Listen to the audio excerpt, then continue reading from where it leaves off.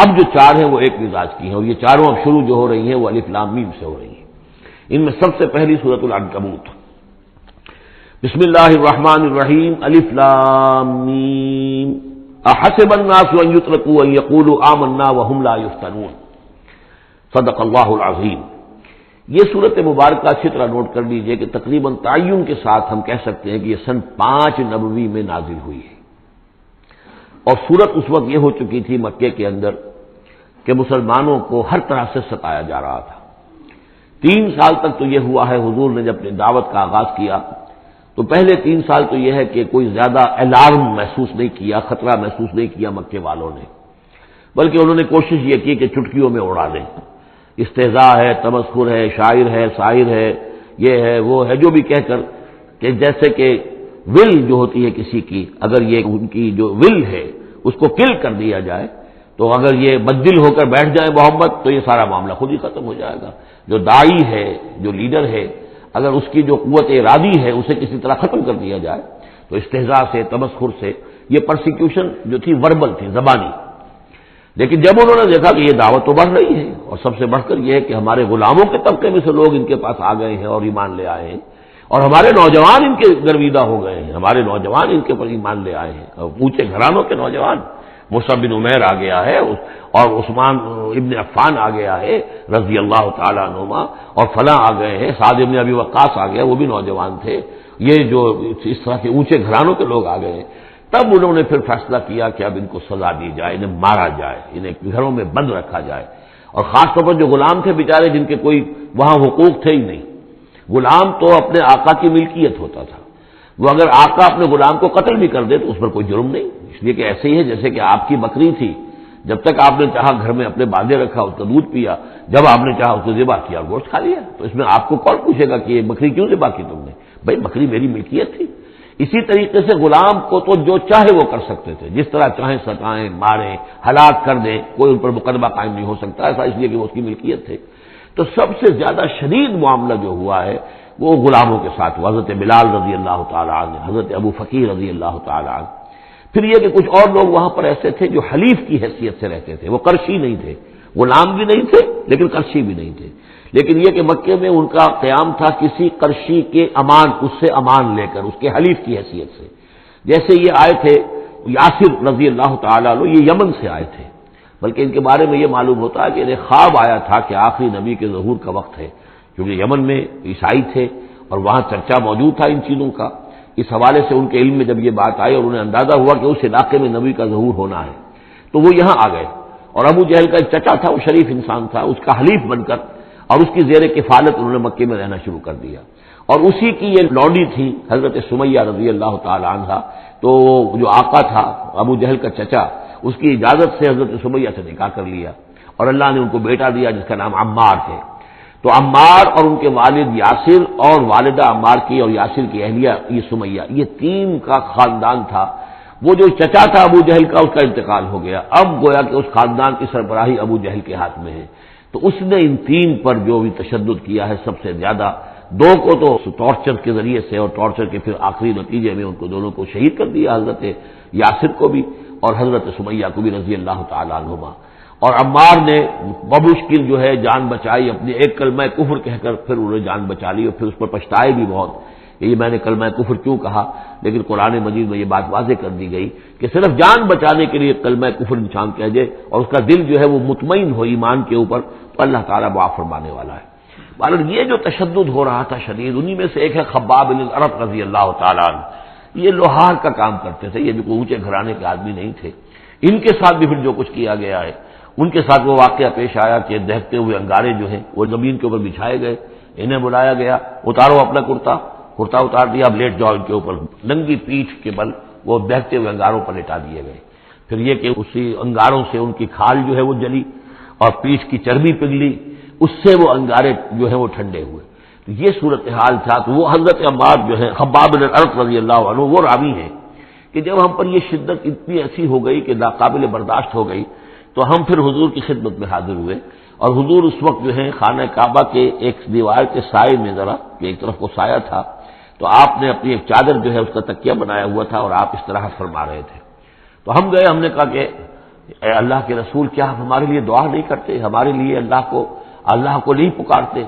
ہمارے لیے اب یہ چیزیں ناقابل برداشت ہو رہی ہیں، کب تک ہم جھیلیں گے، کب تک برداشت کریں گے؟ لیکن یہ کہ وہ کہتے ہیں کہ حضور کو یہ ناگوار گزرا، آپ اٹھ کر بیٹھ گئے اور آپ نے فرمایا خدا کی قسم تم جلدی مچا رہے ہو، ابھی تو تم پر وہ چیزیں آئی ہی نہیں ہیں جو تم سے پہلوں پر آئی تھیں۔ ان کے ساتھ تو یہ بھی ہوتا تھا کہ ایک شخص کو لا کر آدھا زمین میں گاڑ دیتے تھے اور باقی جسم جو آدھا اس کا ہوتا تھا زمین سے باہر تو سر کے اوپر آرا رکھ کر چیرنا شروع کر دیتے تھے اور پورے جسم کو دو حصوں میں بانٹ دیتے تھے، یہ بھی ہوتا تھا۔ زندہ آگ میں جلا دیتے تھے، یہ بھی ہوتا تھا۔ تو تم جلدی کر رہے ہو، خدا کی قسم وہ دن تو آئے گا کہ ایک سوار صنع سے حضر الموت تک جائے گا، اس سے سوائے اللہ کی کسی کا خوف نہیں ہوگا، لیکن بہرحال تمہیں صبر کرنا ہوگا۔ وہ انداز ہے اس رکوع کا۔ یہ جو پہلا رکوع ہے سورہ عنکبوت کا، یہ گویا کہ ایک تحریک اور ایک دعوت، اور انقلابی تحریک ہو، انقلابی دعوت ہو، اس میں جو آزمائشیں آتی ہیں، تکلیفیں آتی ہیں، مصائب آتے ہیں، ظاہر بات ہے لوگوں کو قربانیاں دینی پڑیں گی تبھی کوئی کام ہوگا، بغیر اس سے تو نہیں ہوتا۔ اور جب تصادم کا مرحلہ شروع ہو جائے، جب یہ ہے کہ ایک معاشرہ جو ہے جس کے اندر کہ وہ کام کر رہے ہیں وہ محسوس کریں کہ یہ ہمارے لیے خطرہ بن گئے ہیں، وہ پرسیکیوٹ کریں اور انہیں ستائیں، تو پھر اس وقت جو مسائل ہوں گے ذہنوں کے اندر ان کا حل ہے اس میں، اور یہ اس اعتبار سے ضربۃ السلام ہے پورے قرآن مجید میں، اس موضوع کے اعتبار سے یہ چوٹی ہے۔ جیسے کہ میں نے آپ کو حدیث سنائی لکل شیء ضربۃ یا لکل شیء سنام،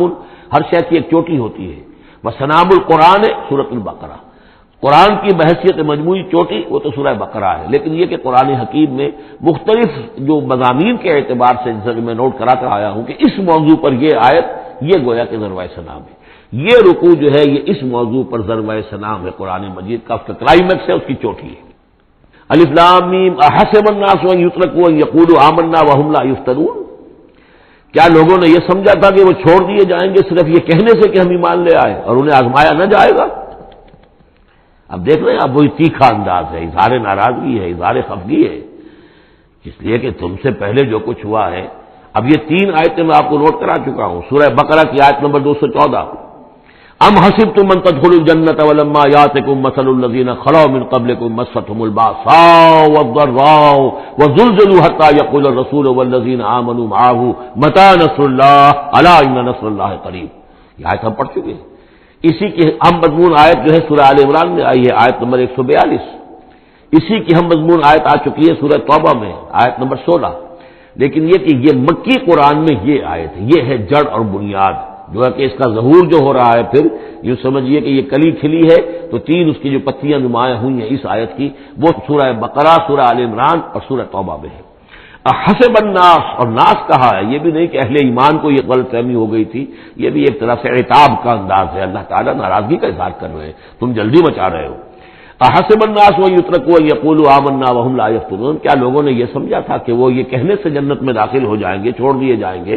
کہ ہم ایمان لے آئے، انہیں آزمایا نہ جائے گا؟ وَلَقَدْ فَتَنَّا الَّذِينَ مِن قَبْلِهِمْ، ہم نے تو جو بھی ان سے پہلے تھے ان کو بھی آزمایا ہے، ہر ایک کو آزمایا، آزمائش کے بغیر ہم نہیں کسی کے ایمان کو تسلیم کرتے۔ فَلَيَعْلَمَنَّ اللَّهُ الَّذِينَ صَدَقُوا وَلَيَعْلَمَنَّ الْكَاذِبِينَ، تو اللہ تعالیٰ تو ظاہر کر کے رہے گا، لفظی ترجمہ تو ہوگا اللہ جان کر رہے گا، لیکن اللہ تعالیٰ کا علم تو قدیم ہے، جو کچھ ان کے دلوں میں اللہ جانتا ہے، لیکن اللہ ظاہر کر دے گا کہ کون کتنے پانی میں ہے، کون منافق ہے، کون ضعیف الایمان ہے، کون قوی الایمان ہے، کون صادق الایمان ہے، کون جو ہے جھوٹ موٹ کا مومن بنا ہوا ہے، کون وہ دودھ پینے والا مجنو ہے اور کون واقعتاً جانشار مجنو ہے، یہ سب کچھ پتہ چلتا ہے آزمائشوں سے۔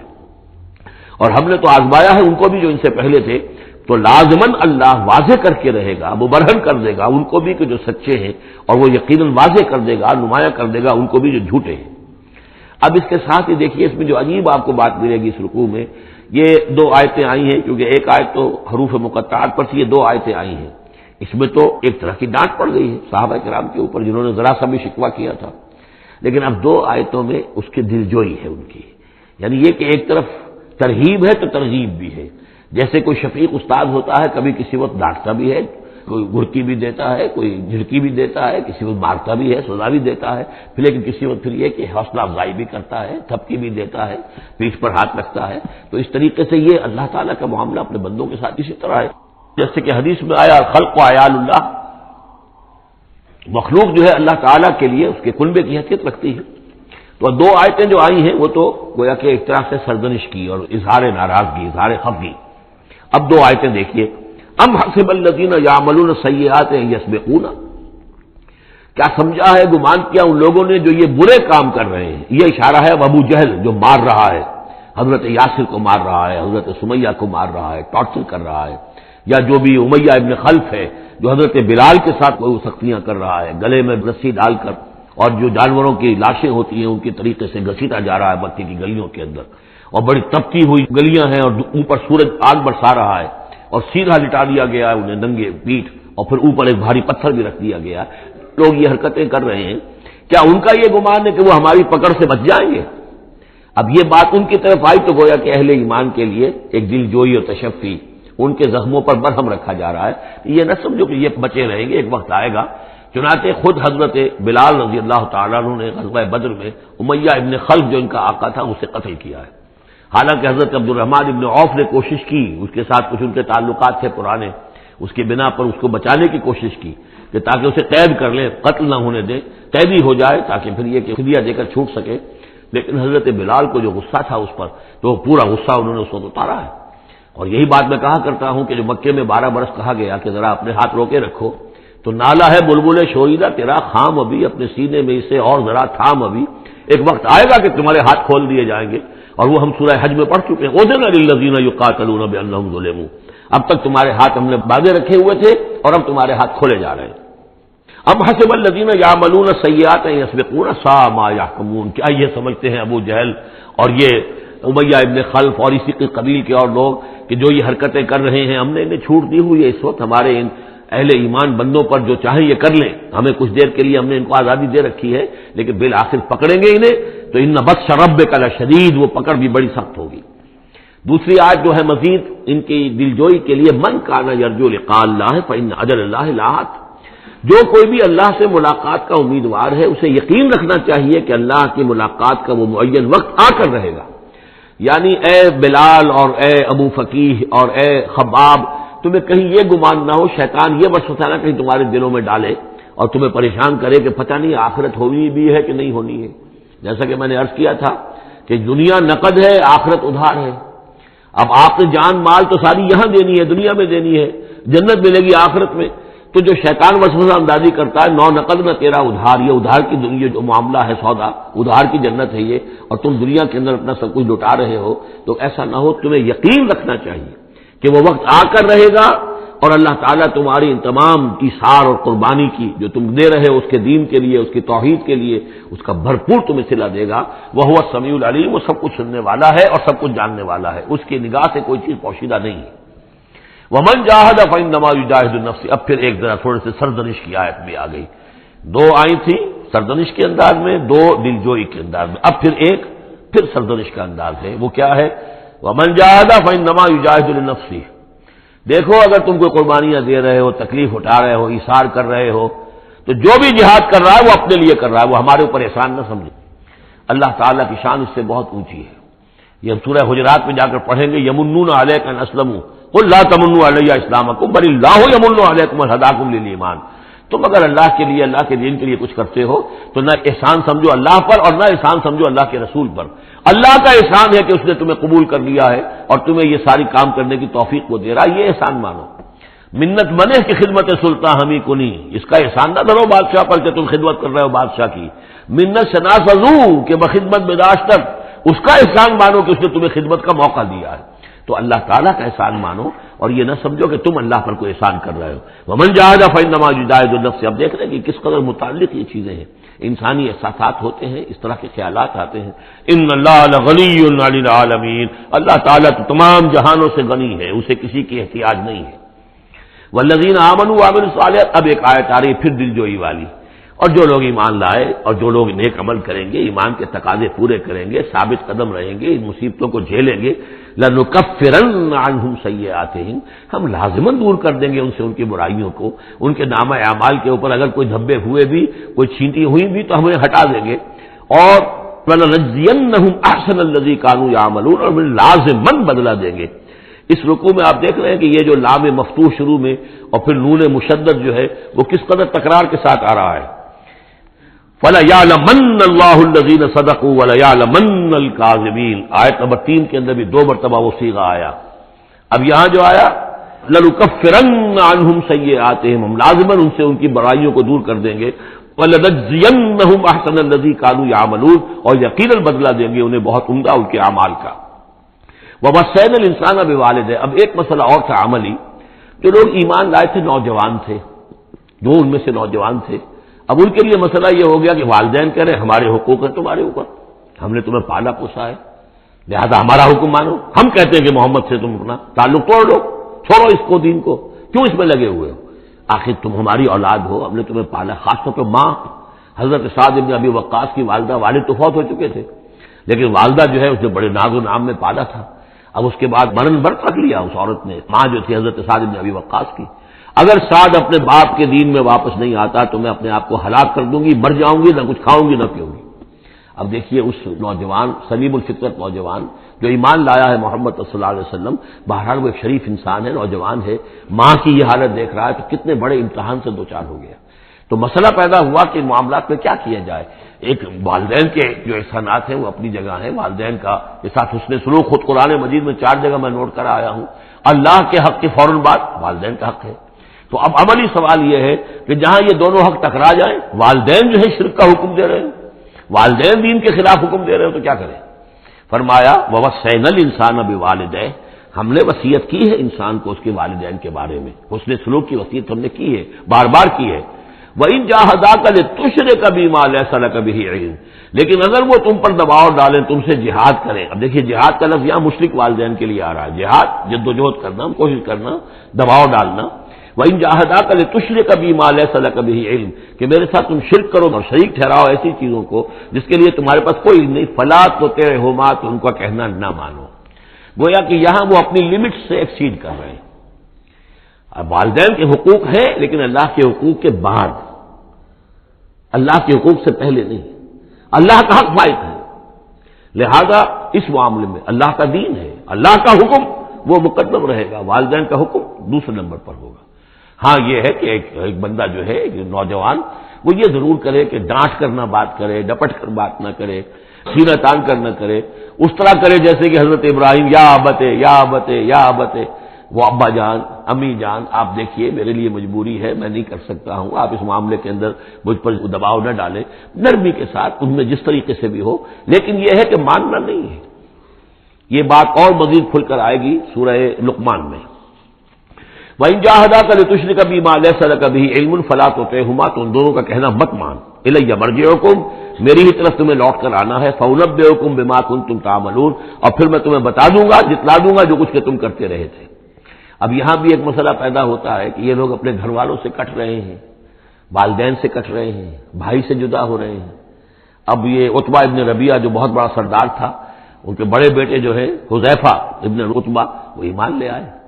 اور چھوٹا بھائی وہ تھا کہ جو میدان میں گیا، میدان جنگ میں باپ کے ساتھ غزوہ بدر میں، جو پہلے جو 3 جو ہے واصل جہنم ہوئے وہ بھی تھا، ولید بن عتبہ غالباً نام تھا اس کا۔ تو بھائی بھائی سے جدا ہو رہا ہے، رشتہ داروں سے اب کٹ گئے ہیں، والدین سے گھر نکال دیے گئے ہیں، تو اب ان میں جو ان کے دل زخمی ہیں، ان زخمی دلوں پہ مرہم کیا رکھا جا رہا ہے؟ وہ یہ ہے کہ تم صرف کٹے ہی نہیں ہو، جڑے بھی تو ہو۔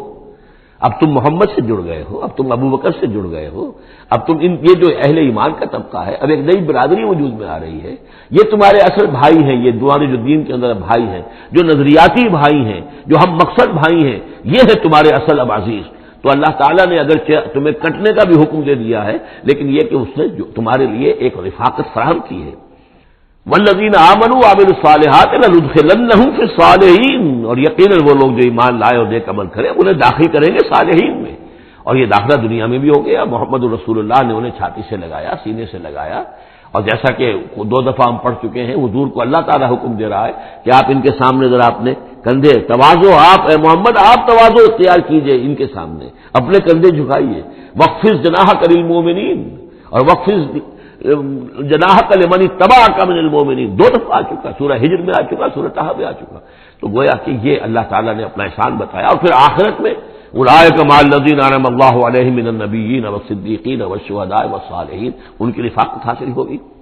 اب ایک اور بڑا مسئلہ آ رہا ہے، وَمِنَ النَّاسِ مَن يَقُولُ آمَنَّا بِاللَّهِ، لوگوں میں سے کچھ ایسے بھی ہیں جو کہتے ہیں ہم ایمان لے آئے اللہ پر، اور لاتے بھی ہیں خلوص کے ساتھ، اخلاص کے ساتھ، کوئی جھوٹ نہیں، کوئی فریب نہیں۔ ظاہر بات ہے کہ مکے میں کوئی فریب کے لیے کوئی ایمان لانے والا نہیں تھا، وہ تو حالات ایسے پیدا ہوئے مدینے میں آ کر کہ جہاں ایمان کا اعلان فریب کے تحت بھی ہونے لگا، لیکن یہ کہ مکے میں تو ظاہر بات ہے جو ایمان لایا اس کو مار پڑنی شروع ہو گئی، تو اس میں خامخواہ کہے کے لیے کوئی شخص جو ہے وہ جھوٹ موٹ کا ایمان کائے کو لائے گا۔ لیکن یہ ضرور ہوتا ہے کہ کچھ لوگ کم ہمت ہوتے ہیں، جیسا کہ میں بارہا آپ سے عرض کر چکا ہوں،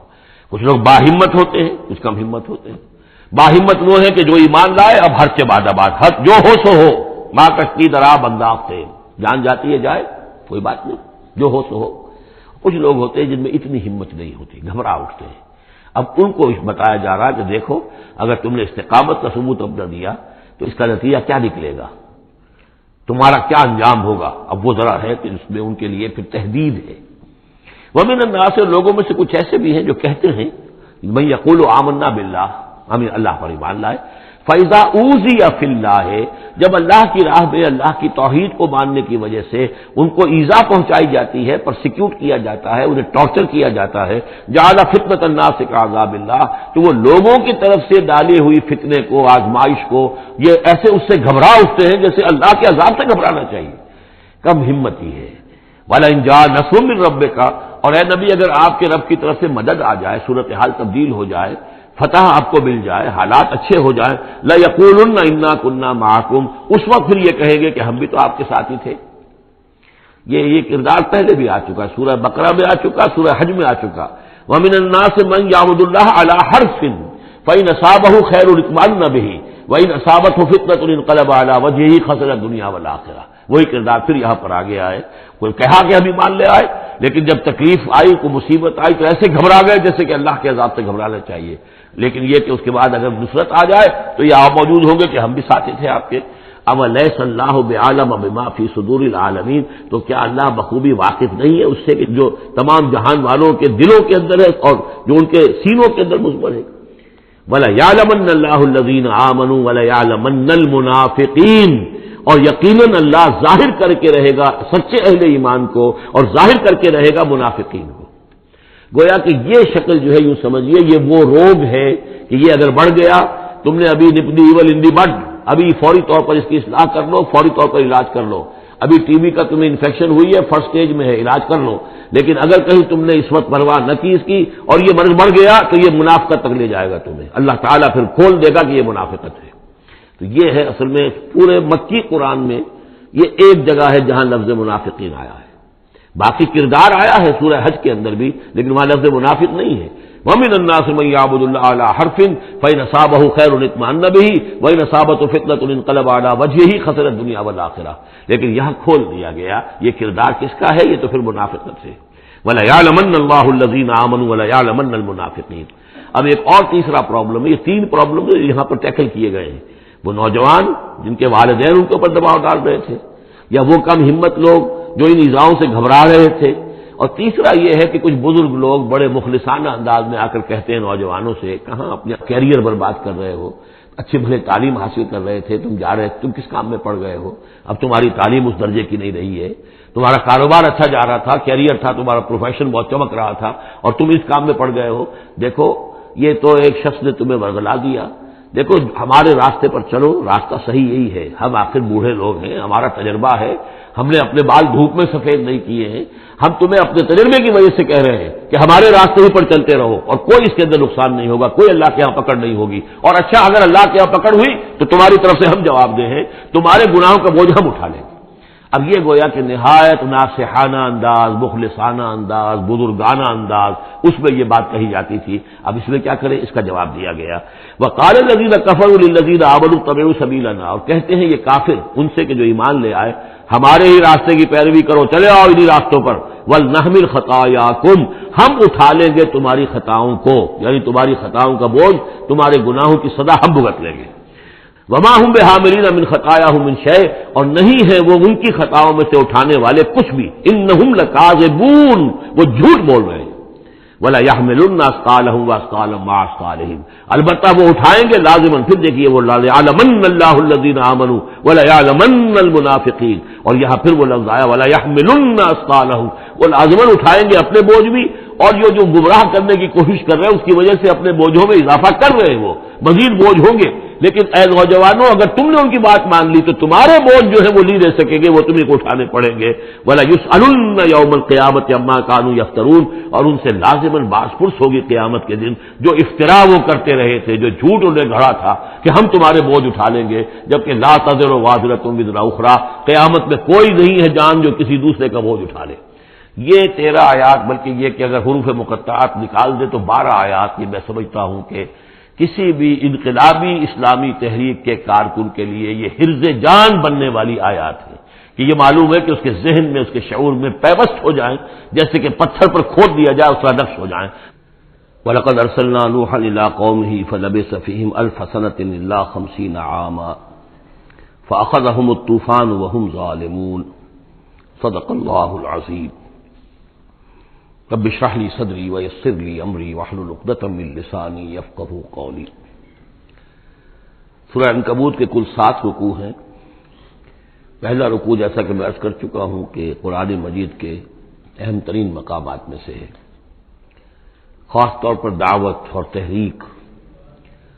اور اللہ تعالیٰ کے دین کے غلبے کی جد و جہد میں جو مسائل درپیش ہوتے ہیں کارکنوں کو، اس دور میں جب کہ پرسیکیوشن ہو، ستایا جا رہا ہو، مشکلات آ رہی ہوں،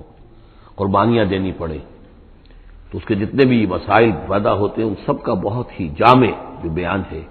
اور رہنمائی ہے وہ اس رکوع میں آ چکی ہے۔ اسی لیے میں نے اس پر زیادہ وقت صرف کیا ہے کہ جو عام طور پہ دورہ ترجمہ قرآن کے درمیان اتنا وقت جو نہیں لگایا جا سکتا۔ تو یہ نوٹ کر لیجئے کہ مطالعہ قرآن حکیم کے جس منتخب نصاب کا میں تذکرہ کرتا رہا ہوں چند دنوں سے، اس کا جو 5واں حصہ ہے اس کا پہلا سبق جو ہے وہ اسی سورہ عنکبوت کے پہلے رکوع پر مشتمل ہے، اور یہ اس حصے کا یوں سمجھیے کہ بمنزلہ فاتحہ ہے اس حصے کے لیے۔ اب جو بقیہ 6 رکوع ہیں ان میں 3 میں انباء الرسل کا معاملہ آ رہا ہے، لیکن ظاہر بات ہے کہ یہاں جو انباء الرسل آ رہے ہیں تو بیچ بیچ میں خاص طور پر یہی جو مسئلہ ہے بیک گراؤنڈ میں جو مسلمانوں کے مسائل درپیش ہیں، اور جو اس وقت حضور صلی اللہ علیہ وسلم اور آپ کے ساتھی جن مسائل سے دوچار ہیں، اور جو کچھ کے کشاکش جو ہے مکے میں ہو رہی ہے اہل کفر اور اہل ایمان کے مابین، تو اس کے یوں سمجھیے بٹوین دی لائنز وقفے وقفے سے اس کی طرف بھی اشارے ہیں۔ پھر جو بقیہ 3 رکوع رہ جائیں گے ان 3 رکوعوں میں 2 لڑیاں ہیں جو بٹی ہوئی ہیں، ایک لڑی میں خطاب ہے مشرکین عرب کی طرف، اور ایک لڑی میں جو اہل ایمان تھے، جو حضور صلی اللہ علیہ وسلم پر ایمان لائے تھے، جو ان مشکلات سے دوچار تھے، وہاں بھی پھر گن کر 10 ہدایات ان کو دی گئی ہیں۔ لیکن وہاں یہی ہے کہ وہ بٹی ہوئی ہونے کی وجہ سے لڑیاں وہ کٹا پھٹا معاملہ ہوگا، جیسے کہ سورہ بقرہ میں آپ کو بتا چکا ہوں یا سورہ نساء میں۔ وَلَقَدْ أَرْسَلْنَا نُوحًا إِلَىٰ قَوْمِهِ، اور ہم نے بھیجا تھا نوح کو اس کی قوم کی طرف، فَلَبِثَ فِيهِمْ أَلْفَ سَنَةٍ إِلَّا 50 عَامًا، تو رہا ان کے مابین وہ 1000 برس سے صرف 50 برس کم، 950 برس۔ حضرت نوح کا ذکر کتنی مرتبہ آ چکا ہے، لیکن یہ بات پہلے کبھی نہیں کہی گئی، یہاں کیوں کہی گئی کہ اے مسلمانوں تم ابھی پریشان ہو گئے ہو، ابھی اس کے امتحان اور بھی ہیں۔ اور جیسے کہ سورہ انعام میں آیا تھا، اے نبی اگر آپ کو یہ جھٹلا رہے ہیں وہیں یکذبوک فقد کذب رسل من قبلک، تو آپ سے پہلے ہمارے رسول تھے انہوں نے صبر کیا۔ ذرا یاد کیجئے کہ ہمارے بندے نوح نے علیہ الصلوۃ والسلام 950 برس تک صبر کیا۔ تو اے مسلمانوں تم سوچو، تم ابھی سے گھبرا گئے ہو؟ یہ موج پریشاں خاطر کو پیغام لبے ساحل نے دیا ہے، دور وصال بحر کبھی تو موجوں میں گھبرا بھی گئی۔ فاخذہم الطوفان وہم ظالمون، تو اس کی قوم کو، حضرت نوح کی قوم کو آ پکڑا طوفان نے اور وہ ظالم تھے، گنہگار تھے۔ فانجیناہ واصحاب السفینہ، تو ہم نے بچا لیا اس کو یعنی حضرت نوح کو اور کشتی والوں کو۔ وجعلناها آیۃ للعالمین، اور اسے ہم نے بنا دیا تمام جہان والوں کے لیے ایک نشانی۔ وابراہیم، اور ہم نے بھیجا ابراہیم کو، اس قال لقومہ، جبکہ اس نے کہا اپنی قوم سے، اعبدوا اللہ واتقوہ، اللہ کی بندگی اختیار کرو اور اس کا تقوی اختیار کرو۔ ذالکم خیر لکم ان کنتم تعلمون، یہی تمہارے لیے بہتر ہے اگر علم رکھتے ہو۔ انما تعبدون من دون اللہ اوثانا، یہ جن کو تم پوج رہے ہو اللہ کو چھوڑ کر، یہ تو صرف کچھ بت ہیں، ان کے تھان ہیں جو تم نے بنا لیے ہیں۔ وتخلقون افکا، اور تم نے جھوٹ موٹ گھڑا ہوا ہے، یہ اس کی کوئی بنیاد نہیں، کوئی سند نہیں، نہ عقل میں اور نہ ہی کسی اللہ کی اتاری ہوئی کتاب میں۔ ان الذین تعبدون من دون اللہ لا یملکون لکم رزقا، یہ لوگ جنہیں تم پوجتے ہو اللہ کے سوا وہ تمہیں رزق نہیں دینے کا اختیار رکھتے۔ فابتغوا عند اللہ الرزق، تو رزق تلاش کرو اللہ کے پاس، اللہ سے مانگو رزق، اللہ سے اپنی مشکل کشائی کی درخواست کرو۔ اللہ سے اپنی حاجت روائی کے لیے دعا کرو، وَاعْبُدُوهُ اور اس کی بندگی کرو، وَاشْكُرُوا لَهُ اور اس کا شکر ادا کرو، الیہ ترجعون یقیناً اسی کی طرف تم لوٹا دیے جاؤ گے۔ اب یہ ذکر حضرت ابراہیم کا کر کر طویل جو ہے ایک جملہ معترضہ آ رہا ہے کہ رخ موڑ دیا گیا ہے اس وقت جو کشاکش ہو رہی تھی حضور کے اور مشرکین مکہ کے درمیان، اب ذکر اس کا ہو رہا ہے۔ وہی تکذبوا گویا کہ اب خطاب ہو رہا ہے اہل مکہ سے، اور اگر تم جھٹلا رہے ہو فقد کذب امم من قبلکم، تو دیکھو تم سے پہلے بہت سی قوموں نے جھٹلایا، وما علی الرسول الا البلاغ المبین، اور ہمارے رسول پر محمد پر صلی اللہ علیہ وسلم کوئی ذمہ داری نہیں ہے سوائے واضح طور پر اور صاف صاف پہنچا دینے کے۔ اولم یروا کیف یبدی اللہ الخلق ثم یعیدہ، کیا وہ دیکھتے نہیں ہے کیسے اللہ تعالیٰ تخلیق پہلی مرتبہ کرتا ہے پھر وہ دوبارہ بھی کرے گا۔ ان ذالک علی اللہ یسیر، اور یہ اللہ تعالیٰ پر بہت آسان ہے۔ قل سیروا فی الارض فانظروا، اور تو ان سے کہیے کہ ذرا گھومو پھرو زمین میں اور دیکھو کیف بدا الخلق، کیسے اللہ تعالیٰ پہلے تخلیق کیا ہے اس نے خلق کو، ثم اللہ ينشئ النشأة الآخرہ، پھر اللہ اٹھائے گا یا اٹھاتا ہے۔ دنیا میں بھی ہو رہا ہے کہ کھیتی جو ہے وہ ختم ہو گئی، پھر اگلی پھر ایک فصل آ گئی، پھر فصل آ گئی، تو یہ تو ایک سائیکل چل رہا ہے، اور پھر یہ کہ اللہ تعالیٰ دوسری مرتبہ تمہیں اسی طرح اٹھا دے گا۔ نشأۃ آخرہ جو ہے آخرت کی جو تمہیں اٹھانا ہے وہ اللہ کے اختیار میں ہے۔ ان اللہ علی کل شیء قدیر، یقیناً اللہ ہر شے پر قادر ہے۔ یعذب من یشاء ویرحم من یشاء، وہ جس کو چاہتا ہے عذاب دے گا اور جس کو چاہے گا رحم فرمائے گا۔ وَإِلَيْهِ تُقْلَبُونَ اور اسی کی طرف تم لوٹا دیے جاؤ گے۔ وَمَا أَنتُم بِمُعْجِزِينَ فِي الْأَرْضِ اور تم اسے شکست نہیں دے سکتے زمین میں، ولا فی السماء نہ آسمان میں، نہ زمین میں کہیں بھاگ کر نہ آسمان میں کہیں بھاگ کر اللہ کو عاجز کر سکتے ہو۔ وَمَا لَكُم مِّن دُونِ اللَّهِ مِن وَلِيٍّ وَلَا نَصِيرٍ، اور نہیں ہے کوئی تمہارا اللہ کے سوا نہ حمایت، یعنی اللہ کے ورے یا اللہ کے مقابلے میں۔ یہ دون کا لفظ بہت سے معنی دیتا ہے عربی زبان میں، دیکھنا ہوتا ہے کس کانٹیکسٹ میں کیا معنی ہے۔ اس کانٹیکسٹ میں اللہ کے مقابلے میں تمہارا کوئی نہ ولی ہوگا نہ نصیر ہوگا، نہ کوئی حمایتی نہ مددگار۔ والذین کفروا بآیات اللہ ولقائہ، اور جن لوگوں نے کفر کیا اللہ کی آیات کا اور اس سے ملاقات کا انکار کیا، اولئک یئسوا من رحمتی، یہ وہ لوگ ہیں جو میری رحمت سے مایوس ہو چکے ہیں، واولئک لہم عذاب علیم، اور ان کے لیے دردناک عذاب ہے۔ یہاں یہ جملہ معترضہ ختم ہوا اور اب پھر حضرت ابراہیم کا تذکرہ آ رہا ہے۔ فما کان جواب قومہ، تو نہیں تھا کوئی جواب حضرت ابراہیم کی قوم کا، الا ان قالوا، سوائے اس کے کہ انہوں نے کہا اقتلوہ او حرقوہ، اس ابراہیم کو قتل کر دو یا اسے جلا دو۔ فانجاہ اللہ من النار، تو اللہ تعالیٰ نے انہیں نجات دی آگ سے۔ ان فی ذلک لآیات لقوم یؤمنون، اور یقیناً اس میں نشانیاں ہیں ان لوگوں کے لیے جو ایمان رکھتے ہیں۔ وقال انما اتخذتم من دون اللہ اوثانا مودۃ بینکم فی الحیات الدنیا، اب یہ ہے جو بہت اہم جو بات ہے جو کہی ہے انہوں نے، اور انہوں نے کہا حضرت ابراہیم علیہ السلام نے کہ دیکھو تم نے جو یہ اللہ کے سوا بت بنا رکھے ہیں انہیں پوجتے ہو، یہ بھی تم بھی جانتے ہو کہ ان کے پاس کچھ نہیں ہے، تم بھی جانتے ہو کہ ان کو کوئی اختیار حاصل نہیں ہے، تم بھی اور واقع ہو چکے میرے متنبع کرنے کے نتیجے میں تم آگاہ ہو چکے ہو کہ یہ تمہاری حماقت ہے، لیکن تم کیوں چمٹے ہوئے ہو؟ مودۃ بینکم فی الحیات الدنیا، دنیا کی زندگی میں تمہاری باہمی محبتیں جو ہے وہ چمٹا رہی ہیں۔ اب کیا کریں، ہماری قوم ہے، ہماری برادری ہے، ہمارا خاندان ہے، وہ سب یہی کر رہا ہے، میں اگر چھوڑ دوں گا تو میں آؤٹ کاسٹ ہو جاؤں گا، میں تو نکل جاؤں گا پھر برادری سے، اکیلا آدمی کیسا رہے۔ یہ چیزیں ہیں کہ جو انسان کو پھر جمع کر رکھتی ہیں۔ جیسے عصبیت کا ذکر آیا تھا پچھلی صورت میں کہ اب عصبیت نہیں ہونی چاہیے، اسی طریقے سے یہ عصبیت ہی نہیں بلکہ یہ کہ جتنے بھی رشتہ داریاں ہیں، دوستیاں ہیں، کاروبار ہیں، یہ معاملہ جو ہے کہ حق تم پر منکشف ہو چکا ہے، تم جان چکے ہو کہ یہ صرف کوئی شے نہیں ہے یہ تم کر رہے تھے، تمہارے آباء و اجداد نے جو رسمیں ڈالی ہوئی ہیں، اور تمہیں میں نے متنبع کر دیا ہے، تم نے اپنے جیوں میں جھانک کر دیکھ لیا ہے، اپنے گریبان میں جھانک کر دیکھ لیا ہے، اور تم پر یہ بات منکشف ہو چکی ہے کہ جو میں کہہ رہا ہوں وہ ٹھیک ہے، پھر بھی تم جو چمٹے ہوئے ہو اپنے اس نظام کے ساتھ، تو اس کا سبب صرف ایک ہے، وقال انما اتخذتم من دون اللہ اوثانا مودۃ بینکم فی الحیات الدنیا، تمہاری باہمی محبتیں جو ہیں دنیا کی زندگی میں وہ تمہیں چمٹائے رہتی ہیں۔ یہی معاملہ ہے اس دنیا میں جب کوئی تحریک اٹھتی ہے اللہ کے دین کے کام کرنے کے لیے، اور بہت مخلص لوگ اس میں شامل ہوتے ہیں، محنت کرتے ہیں، کوشش کرتے ہیں۔ فرض کیجئے کسی شخص سے کوئی غلطی ہو گئی، کوئی غلط رخ مڑ گئی تحریک، اب وہ تحریک جو ہے وہ کافی عرصے کے بعد اس کے اثرات ظاہر ہوئے، اس کے نتائج جو ہے لوگوں کے سامنے آ رہے ہیں، محسوس بھی ہو جاتا ہے کہ یہ واقعتاً ہم کسی غلط راستے پر آ گئے ہیں، لیکن یہ کہ پھر وہ ایک عصبیت جماعتی ایسی پیدا ہو جاتی ہے کہ سب کچھ ماننے کے باوجود پھر اس جماعت کو چھوڑنے کو تیار نہیں ہوتے۔ ہماری دوستیاں ہیں، ہماری رشتہ داریاں ہیں، ہمارے کاروباری تعلقات ہیں، یا یہ کہ کچھ لوگوں کے تو اپنے مفادات بھی اس میں شامل ہو جاتے ہیں، اس لیے کہ کچھ عرصے کے بعد ہر جماعت جو ہے وہ ایک فرقہ بن جاتی ہے. جیسے کہ آپ کو معلوم ہے کہ اللہ تعالیٰ نے اس امت کے لیے جو ہے وہ 3 چیزوں کا بندوبست کیا ہے ختم نبوت کے خلا کو پر کرنے کے لیے. نبوت ختم ہو گئی محمد رسول اللہ پر، تو جو خلا پیدا ہوا وہ 3 چیزوں سے پر ہوا. نمبر 1، قرآن کی حفاظت کا ذمہ اللہ نے لے لیا، جب پہلے تورات کا لیا تھا نہ انجیل کا لیا تھا. نمبر 2، ہر صدی میں مجددین کے اٹھانے کا اہتمام کر لیا. ایسے لوگ اٹھاتے رہے، نبی تو نہیں ہوں گے، وہی نہیں آئے گی، لیکن وہ دین کو تازہ کریں گے، دین کی حقیقی تعلیمات جو لوگ بھول چکے ہوں گے دوبارہ یاد دلائیں گے، دین کی اصل حقائق کی طرف متوجہ کریں گے. اور تیسرا یہ کہ ایک جماعت ضرور قائم رہے گی حق پر، لا تزال فی امتی طائفۃ قائمین علی الحق. اب ہوتا کیا ہے، ایک صدی میں کوئی ایک مجدد اٹھا، اس نے محنت کی، کوشش کی، جد و جہد کی، کچھ لوگ اس کے گرد آ گئے، جمع ہو گئے، آوان و انصار ہو گئے، وہ ایک جماعت بن گئے. لیکن یہ کہ اگلی نسل میں کیا ہوگا، یہ لوگ جو آئے تھے اس کے ساتھ، یہ تو آئے تھے فیس ویلیو پر، اس کو قبول کرنے کے، یہ دعوت صحیح ہے، لیکن ان کی اولاد اب اس لیے چمٹ رہی ہے کہ ہمارے والد تھے اس جماعت میں. اب یہ عصبیت کا ایک سلسلہ شروع ہوا.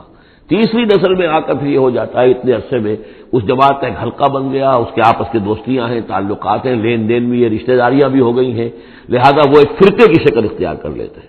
اب اس فرقے کے ساتھ چمٹ کر لوگ رہتے ہیں، لیکن پھر اللہ تعالیٰ کسی اور کو اٹھاتا ہے، اور پھر کوئی اللہ کا بندہ جو ہے اسی کام کو اثر نو شروع کرتا ہے. یہی ہوتا آیا ہے. اسی لیے ہر صدی میں مجددین، اس لیے کہ تیسری نسل میں آ کر دعوت جو ہے وہ لازماً اس کے اندر خرابی پیدا ہو جاتی ہے. اس لیے کہ حضور نے بھی فرمایا، خیر امتی قرنی ثم الذین یلونہم ثم الذین یلونہم،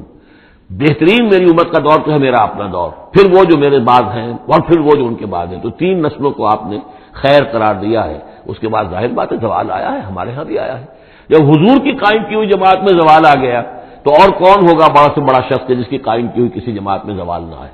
تو یہ تو چیزیں ہوتی ہیں، لیکن ہر شخص کو ہر وقت دیکھنا چاہیے کہ آج کے دور میں دین کا وہ کام کس کے حوالے اللہ نے کیا ہے، کس کو توفیق دی ہے جو صحیح طریقے پر اس کام کو کر رہا ہے، اور اس کا ساتھ دینا چاہیے. کسی جماعتی عصبیت، جس طرح کسی قبائلی عصبیت کے اندر مبتلا نہیں ہونا چاہیے، ایسے ہی کسی جماعتی عصبیت میں بھی مبتلا نہیں ہونا چاہیے. یہ ہے وہ اہم بات جو یہاں آئی ہے. قال انما اتخذتم من دون الله اوثانا مودۃ بینکم فی الحیات الدنیا ثم یوم القیامت یکفر بعضکم ببعض، پھر قیامت میں تم ایک دوسرے کا انکار کرو گے. تم ابھی تو بڑی دوستیاں ہیں، بڑا گٹھ جوڑ ہے. ویلعن بعضکم بعضا، تم میں سے بعض دوسروں کو لعنت کریں گے. ومأواکم النار، اور تم سب کا ٹھکانہ ہوگی آگ. وما لکم من ناصرین، اور نہیں ہوگا کوئی تمہارے لیے مدد کرنے والے. فآمن له لوط، تو حضرت لوط ایمان لے آئے حضرت ابراہیم پر، وہ ان کے بھتیجے تھے. وقال انی مہاجر الی ربی، اور حضرت ابراہیم نے کہا میں اپنے رب کی طرف ہجرت کر رہا ہوں. وہ اپنا ملک چھوڑ کر چلے آئے شام کی طرف. قرآن مجید میں کہیں بھی پھر اس کے بعد یہ تذکرہ نہیں ملتا کہ ان کی قوم کا کیا حشر ہوا، پیچھے ان کو ہلاک کیا گیا، کیا ہوا، واللہ عالم. انہ هو العزیز الحکیم، یقیناً اللہ تعالیٰ زبردست حکمت والا. ووهبنا له اسحاق و یعقوب، اور ہم نے اسے اسحاق جیسا بیٹا دیا، یعقوب جیسا پوتا دیا. وجعلنا فی ذریتہ النبوۃ والکتاب، اور پھر ہم نے اسی کی نسل میں، اسی کی اولاد میں نبوت اور کتاب رکھ دی. یہ نوٹ کر لیجئے کہ حضرت ابراہیم علیہ السلام کے بعد کوئی نبی، کوئی رسول اس دنیا میں ان کی نسل سے باہر نہیں آیا. لیکن یہ کہ ان کی نسل کہاں کہاں پھیلی ہے یہ ہم نہیں جانتے. حضرت ابراہیم کے بیٹے حضرت اسحاق، ان کی نسل کتنی تھی، کہاں کہاں گئی ہے. تورات نے تو محفوظ رکھا ہے صرف یعقوب کو، اس لیے کہ بنی اسرائیل کیونکہ یہ لوگ ہیں، اس اپنی نسلی وہ جو بات تھی اس کے حوالے سے حضرت یعقوب کے بارے میں تو ساری چیزیں موجود ہیں. حضرت اسحاق کی کوئی اور بیٹا بھی تھا کہ نہیں تھا، عیسو تھا مثلا، تو وہ عیسو کہاں ہے، اس کی اولاد کہاں گئی. اس طرح بنی قطورہ، کئی بیٹے تھے حضرت ابراہیم کے حضرت قطورہ سے، تو ان میں سے صرف ایک کا ہمیں تذکرہ ملتا ہے، اور وہ ہے حضرت شعیب جس سے نسل میں آئے ہیں مدین کی اولاد. باقی کہاں گئے. تو اسی طریقے سے یہ در حقیقت یہ اولاد ابراہیم کہاں کہاں پھیلی ہے. جیسے کہ میرا گمان ہے کہ ہندوستان میں بھی آئی ہے. نہ صرف یہ کہ ہو سکتا ہے کہ حضرت اسحاق کی اولاد میں سے عیسو کی اولاد آئی ہو اور وہ یہاں پر آباد ہوئی ہو، لیکن یہ کہ ان کا تعلق بھی یہ خاص طور پر برہمن طبقہ جو ہے میں سمجھتا ہوں کہ وہ اسی طریقے سے ابراہیم کی نسل سے ہے. برہمن ابراہیم سے تعلق رکھنے والا برہمن، تو یہ میں سمجھتا ہوں کہ لفظی جو ہے اس میں مناسبت موجود ہے. واللہ عالم، یقین سے ہم نہیں کہہ سکتے الا یہ کہ کوئی شخص ہسٹری کا اس کو اپنا ریسرچ کا موضوع بنائے، بڑا عالم ہو، وہ لائبریریاں جو ہیں کھنگالے اور پرانی تاریخیں دیکھے شاید. وَوَهَبْنَا لَهُ إِسْحَاقَ وَيَعْقُوبَ وَجَعَلْنَا فِي ذُرِّيَّتِهِ النُّبُوَّةَ وَالْكِتَابَ، ہم نے اسی کی نسل میں، اسی کی اولاد میں نبوت اور کتاب رکھ دی. طویل عرصے تک وہ نبوت و کتاب آتی رہی حضرت یعقوب کی اولاد میں، پھر آخری نبوت و رسالت حضرت اسماعیل کی اولاد میں. وَآتَيْنَاهُ أَجْرَهُ فِي الدُّنْيَا، ہم نے اسے اجر جو ہے دنیا میں بھی عطا فرمایا. وَإِنَّهُ فِي الْآخِرَةِ لَمِنَ الصَّالِحِينَ، اور یقیناً وہ آخرت میں ہمارے بڑے نیک بندوں میں سے ہیں. وَلُوطًا، اور ہم نے لوط کو بھیجا. اذ قال لقومه انکم لتاتون الفاحشہ، جب انہوں نے کہا اپنی قوم سے، یہ جو قوم کہا گیا مجازن، حقیقتاً وہ قوم ان کی نہیں تھی. حضرت لوط جو ہے وہ تو بھیجے گئے ہیں ان شہروں کی طرف، یہی ایک استثناء ہے، ورنہ ہر قوم کی طرف رسول اسی میں سے بھیجا گیا. لیکن چونکہ حضرت ابراہیم کے بعد کوئی رسول کسی اور قوم میں ہو نہیں سکتا، اس لیے عمورہ اور صدوم کی بستیوں میں جو بھیجے گئے وہ حضرت لوط ہیں، جو حضرت ابراہیم علیہ السلام کے بھتیجے ہیں. انکم لتاتون الفاحشہ، تم لوگ بڑی بے حیائی کا ارتکاب کر رہے ہو. ما سبقکم بہا من احد من العالمین، تمام جہان والوں میں کسی قوم نے تم سے پہلے یہ حرکت نہیں کی. انکم لتاتون الرجال، کیا تم مردوں کی طرف آتے ہو اپنی شہوت کو پورا کرنے کے لیے. وتقطعون السبیل، اور راستہ مارتے ہو. یعنی فطرت کا راستہ تو یہ ہے، اولاد ہوتی ہے تو ہوتی ہے مرد اور عورت کے ملاپ سے. تم نے جو راستہ اختیار کیا تو گویا کہ اس فطرت کی راہ کو تم کاٹ رہے ہو. وَتَأْتُونَ فِي نَادِيكُمُ الْمُنكَرَ، اور تم اپنی مجلسوں میں یہ اس کا ارتکاب کرتے ہو. یہ ان کی بے حیائی کی اور ڈھٹائی کی انتہا ہو گئی تھی. فما کان جواب قومہ، تو نہیں تھا جواب اس کی قوم کا کوئی، الا ان قالوا، سوائے اس کے کہ انہوں نے کہا ائتنا بعذاب اللہ ان كنت من الصادقین، اے لوط اگر سچے ہو تو اللہ کا عذاب لے آؤ. قال رب انصرنی علی القوم المفسدین، تو حضرت لوط نے دعا کی پروردگار میری مدد فرما ان مفسدوں کے خلاف. ولما جاءت رسلنا ابراہیم بالبشریٰ، اور جب ہمارے جو ایلچی تھے یعنی وہ جو فرشتے آئے تھے انسانی شکل میں ابراہیم کے پاس بشرا لے کر، بشارت لے کر حضرت اسحاق کی ولادت کی. قالوا انا مہلکو اہل هذه القریہ، انہوں نے کہا کہ ہم ہلاک کرنے کے لیے بھیجے گئے ہیں ان بستی والوں کو. ان اہلھا کانوا ظالمین، یقیناً اس کے جو بستی والے جو ہیں، اس بستی کے لوگ رہنے والے، وہ بڑے ظالم ہیں، گناہگار ہیں. قال ان فیھا لوطا، حضرت ابراہیم نے کہا اس میں تو لوط بھی تو ہے اسی بستی کے اندر. قالوا نحن اعلم بمن فیھا، انہوں نے کہا ہمیں خوب معلوم ہے کہ کون کون ہے اس میں. لننجینہ اہلہ الا امرأتہ، ہم اسے بچا لیں گے، نجات دیں گے، اس کو بھی، اس کے گھر والوں کو بھی، سوائے اس کی بیوی کے. کانت من الغابرین، وہ ہوگی رہ جانے والوں میں. ولما ان جاءت رسلنا لوطا، اور جب وہ ہمارے ایلچی جو ہے وہ پہنچے حضرت لوط کے پاس، سیء بہم، ان کو دیکھ کر وہ پریشان ہوئے. وضاق بہم ذرعا، اور ان کا دل جو بہت تنگ ہوا. خوبصورت لڑکوں کی شکل میں آئے تھے. وقالوا لا تخف ولا تحزن، انہوں نے کہا نہیں آپ نہ کوئی خوف کھائیں اور نہ کوئی رنجیدہ ہوں. انا منجوک واہلک، ہم تو آپ کو نجات دینے کے لیے آئے ہیں اور آپ کے گھر والوں کو، الا امرأتک، سوائے آپ کی بیوی کے. کانت من الغابرین، وہ پیچھے رہنے والوں ہی میں ہے.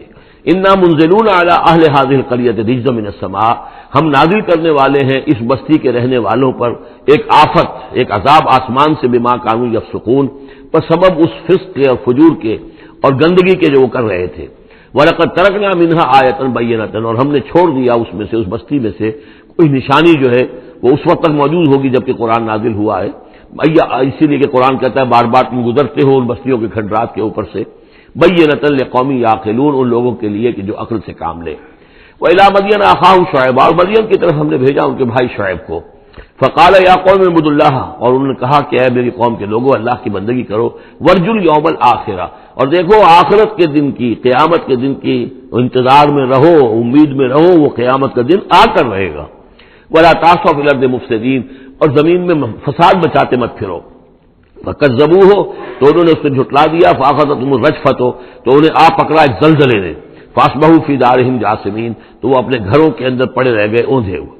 وعادا وثمودا، اسی طرح عاد اور سمود. وقد تبین لکم من مساکنہم، اور تمہیں معلوم ہے کہ ان کے مسکن کہاں تھے، تمہارے لیے واضح ہیں کہاں رہتے تھے یہ، کہاں آباد تھے. وزین لہم الشیطان اعمالہم، اور شیطان نے ان کے لیے ان کے برے اعمال کو، مشرکانہ افعال کو مزین کر دیا تھا، اسی میں مگن سے خوش تھے. فصدہم عن السبیل، اور روک دیا تھا انہیں اللہ کے صحیح راستے سے، صراط مستقیم سے، جو صراط توحید ہے اس سے. وَكَانُوا مُسْتَبْصِرِينَ، حالانکہ وہ تھے بہت ہوشیار، بہت غور کرنے والے، سوچنے والے، بڑے دانشور تھے. لیکن یہ کہ یہ بڑے دانشور جو ہے کسی جگہ ایسا بھی ہوتا ہے، بہت بڑا عقل مند انسان جو ہے وہ اپنے ناک کے نیچے کے پتھر سے ٹھوکر کھاتا ہے. اور اس کی سب سے بڑی مثال جو ہے وہ ہمارے آج کل کے سائنسدان ہیں، کتنی باریکیاں دیکھ رہے ہیں اس کائنات کی، سب کچھ دیکھ لیا، اللہ نظر نہیں آتا، کہاں سے کہاں دیکھ رہے ہیں، کتنی بڑی بڑی ٹیلیسکوپس ہیں، کتنے ٹریلین وہ لائٹ ایئرز کے اوپر دریافت کر رہے ہیں کہ نیا ستارہ وجود میں آ گیا، سب کچھ ہو رہا ہے، لیکن یہ کہ ان تمام چیزوں کو دیکھنے کے باوجود ان کا دماغ اللہ کی طرف منتقل نہیں ہوتا۔ یہ ہے کہ ایک طرف سے اندھے ہیں، ایک آنکھ کھلی ہے، ایک آنکھ اندھی ہے، تو اگرچہ وہ بھی تھے بڑے ہوشیار مستبصرین، یعنی استبصار جو ہے یہ باب استفاض دیکھنا، بڑے غور سے دیکھا کرتے تھے، مشاہدہ کرتے تھے، آبزرو کرتے تھے، سب کچھ تھے، باقی سب کچھ نظر آیا انہیں، ڈھونڈنے والا ستاروں کی گزرگاہوں کا اپنے افکار کی دنیا میں سفر کر نہ سکا، وہ ساری جو ہے وہ ستاروں کی گزرگاہیں جو ہے ان کی تحقیق ہو رہی ہے، لیکن یہ کہ میں خود کون ہوں، کہاں سے آیا ہوں، کہاں جا رہا ہوں، میری زندگی کا مال کیا ہے، اس کا مقصد کیا ہے، بس پیدا ہونا، کھانا پینا، جانوروں کی طرح رہنا اور ختم ہو جانا، is that all? Is death the end of over existence? کیا موت پر ہمارے وجود کا خاتمہ ہو جائے گا؟ تو کیا زندگی ہوئی؟ عمر دراز مانگ کے لائے تھے 4 دن، 2 آرزو میں کٹ گئے، 2 انتظار میں، کتنا وقت تو گزر گیا، بچپن کے اندر ابھی فہم ہی نہیں تھا، لڑکپن ہے، اس کے بعد نوجوانی ہے، اس کے کچھ اپنے ہی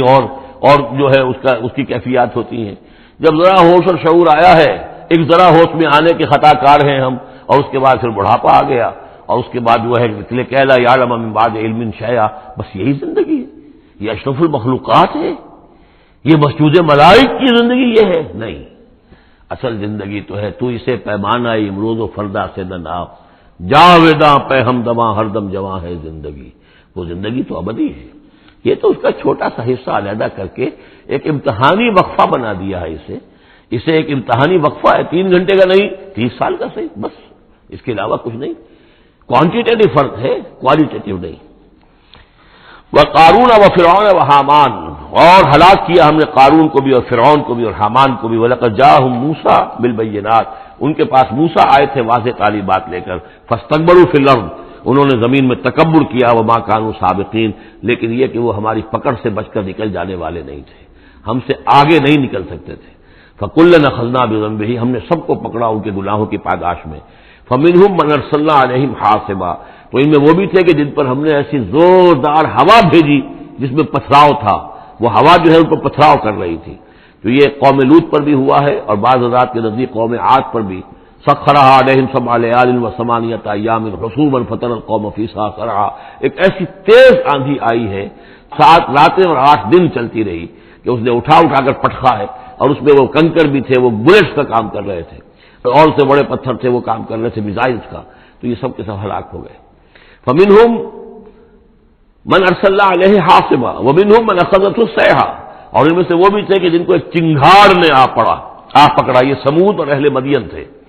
ومنہم من خسفنا به الارض، ان میں وہ بھی تھے کہ جنہیں ہم نے زمین میں دھسا دیا، یہ قارون کا معاملہ ہے جو سورہ قصص میں آ چکا ہے۔ ومنہم من اغرقنا، اور وہ بھی تھے جنہیں ہم نے غرق کر دیا، اور غرق کرنے کے 2 طریقے ہوئے، ایک تو یہ کہ جو قوم آباد تھی، قوم نوح جہاں تھی وہی غرق کیا، وہی کا وہی،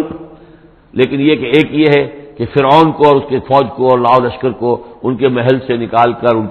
ان کے شہروں سے نکال کر لا کر اور سمندر میں غرق کیا۔ وما كان الله ليظلمهم، لیکن اللہ تعالیٰ ان پر ظلم کرنے والا نہیں تھا، ولكن كانوا انفسهم يظلمون، بلکہ یہ تو وہ خود اپنے اوپر ظلم کر رہے تھے۔ مثل الذين اتخذوا من دون الله اولیاء كمثل العنكبوت، یہ بھی اس حصے کی ان 3 رکوعوں کی بڑی اہم آیت ہے، تمثیل ہے، مثال ان لوگوں کی کہ جنہوں نے اللہ کے سوا کسی کو اپنا حمایتی بنا رکھا ہے۔ یہ حمایتی غیر مرئی بھی ہو سکتے ہیں، جیسے یہ ہماری دیوی ہے، یہ دیوتا ہے، یہ اس کی کرپا چاہیے، اس کی نظر کرم ہو، یہ ہمارے جو اولیاء اللہ ہیں ذرا ان کی طرف سے اگر کچھ ہمیں فیض پہنچ جائے، اور یہ بھی ہوتا ہے دنیا میں بھی، مادی اعتبار سے بھی،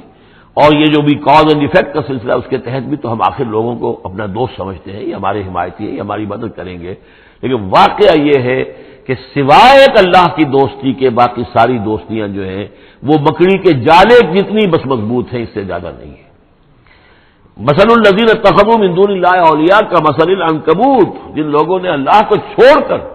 کسی اور کو اپنا پشت پناہ اور مددگار بنایا ہے، کسی اور پر توکل ہے، کسی اور پر سہارا ہے۔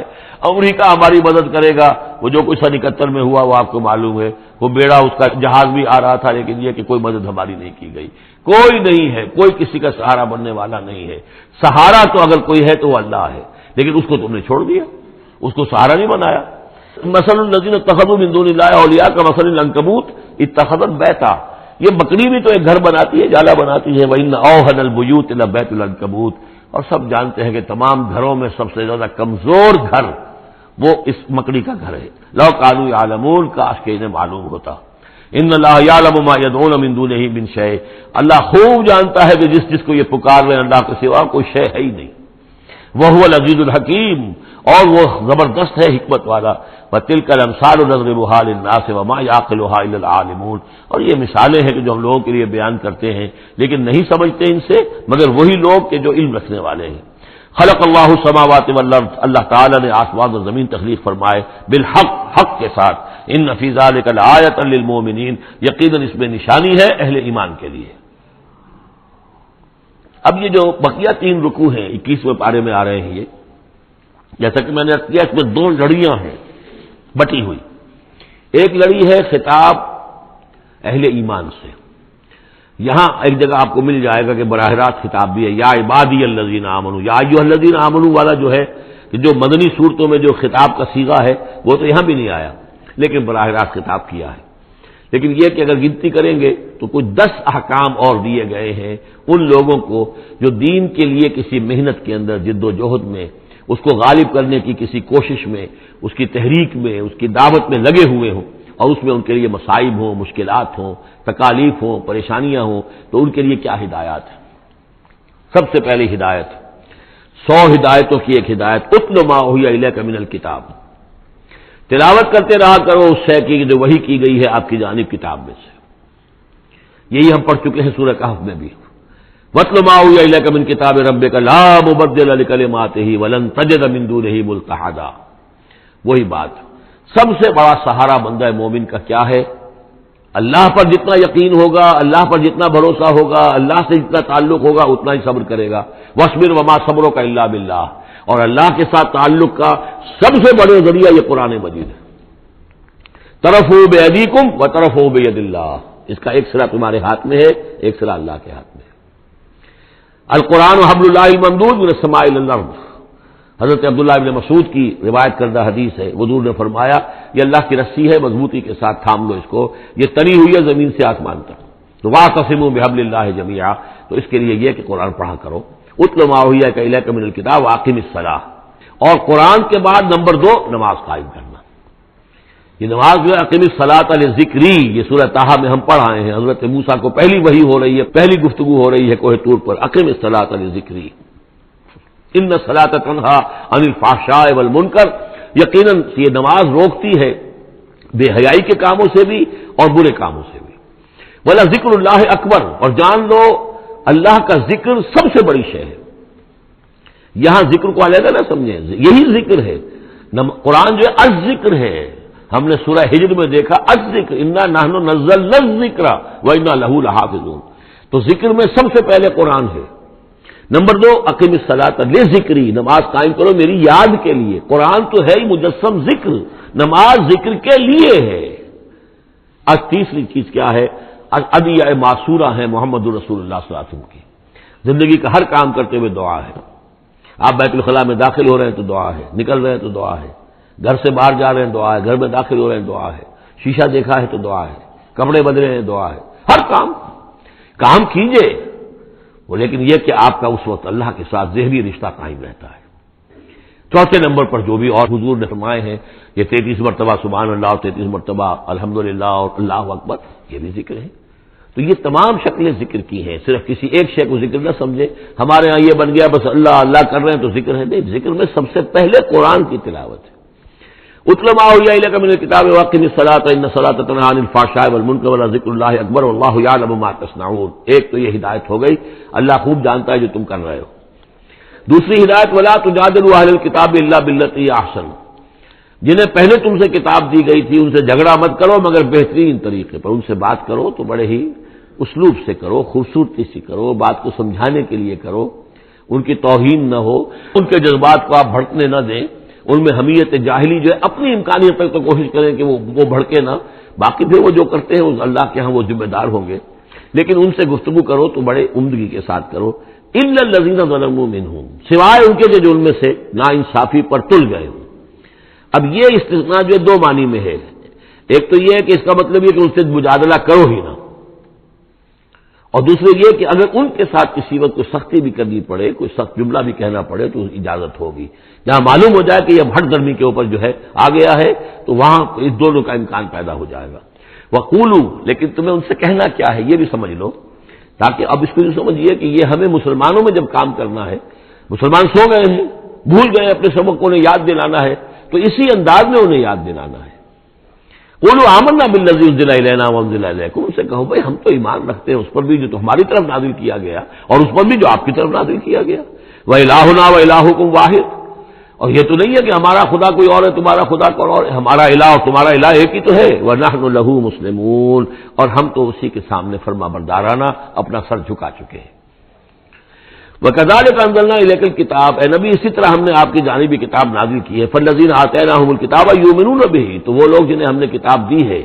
یہود اور نصارہ، ان میں بھی وہ لوگ ہیں جو اس پر ایمان لائیں گے یا جو ایمان لا رہے ہیں، جیسا کہ ہم پڑھ چکے ہیں کہ وہ آئے تھے کچھ لوگ جو حبشہ سے ایک وفد کی شکل میں، اور مکے والوں نے انہیں ستایا بھی، استہزاء بھی کیا، لیکن وہ لوگ وہ تھے جو پہلے حضرت عیسیٰ پر ایمان رکھتے تھے، عیسائی تھے، اور اب محمد پر بھی ایمان رکھتے ہیں، تو اللہ تعالیٰ نے ان کو دوہرا اجر دیا، مرتين۔